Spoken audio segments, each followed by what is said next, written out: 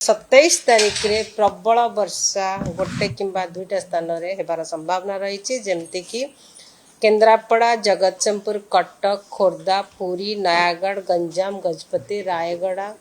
कोरापुट, मालकानगिरी जिले में गोटे किंबा दुईटा स्थान रे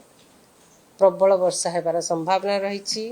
आउ राज्य रे अनेक स्थान रे वर्षा रहिबो। 28 तारीख रे आ 29 तारीख रे जदि देखिबा राज्यर अधिकांश स्थान रे हल्का रु मध्यम वर्षा लगी रहिबो। ता सहित प्रबल रु अति प्रबल वर्षा गोटे किंबा दुईटा स्थान रे हेबार संभावना रही जेमती कि प्रबल रु अति प्रबल वर्षा केन्द्रापड़ा, जगतसिंहपुर, कटक, खोर्धा, पुरी, गंजाम जिले रे एवं ता सहित प्रबल वर्षा गोटे किंबा दुईटा स्थान रे जेमती कि भद्रक, बालेश्वर, मयूरभंज, केउंझर, ढेंकानाल, अनुगुल, बौद्ध,